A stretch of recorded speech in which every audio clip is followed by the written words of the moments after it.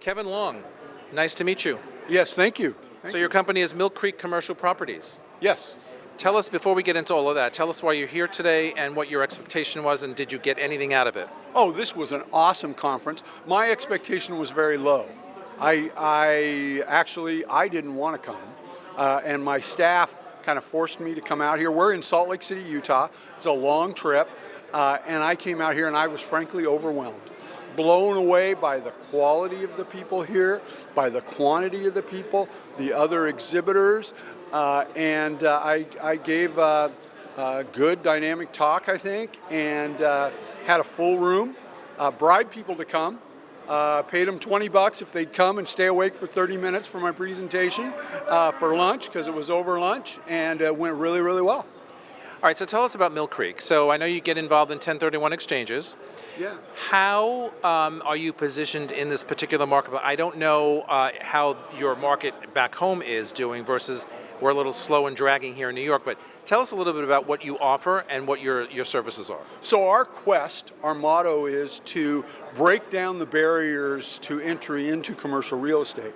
So we develop high quality triple net leased properties, and then like any developer, we sell them, right? But with a typical developer, he may develop a property that's worth $4.5 million and then have to find somebody who's got $4.5 million to buy that property. Takes him a while to do that. What we do instead is develop that same piece of property. It's worth $4.5 million, only we sell it to 10 different buyers, or 7. Our average is 7. But let's say somebody has $450,000. They just sold a single-family residential rental, and they're done with what we call the triple T monster: tenants, trash, and toilets. Right? So they're just so done with that. The triple Tenants, trash, and toilets. Yes, that's what a residential landlord deals with all the time, right? So they come into one of our triple net leased. They go from the triple T monster to the triple net goddess, right? And so the tenant pays for insurance, for property taxes, for the new roof, for the new asphalt, for the light bulbs that go out, for the HVAC that fails. Well, we do that. So what we do is we have a specific lease designed for absentee owners. We sign it. It's a 20-year lease. We sign it with the tenant before we ever start construction.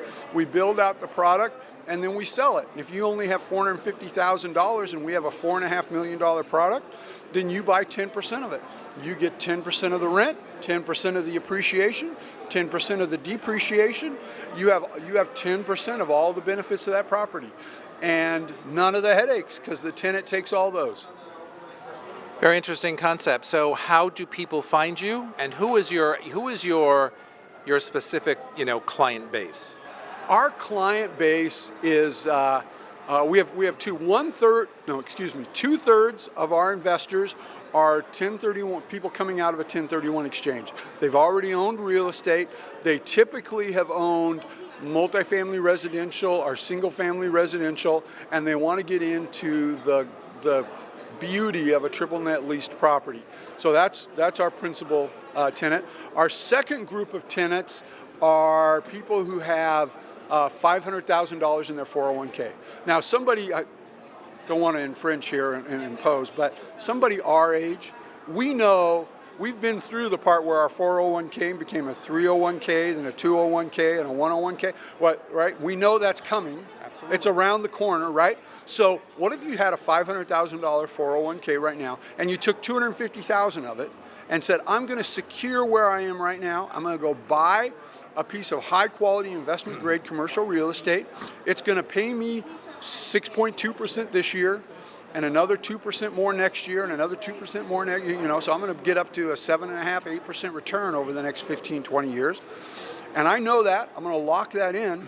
And then I left the other half, the other $250,000, and let Dean Witter or whoever invests for me play with that, right?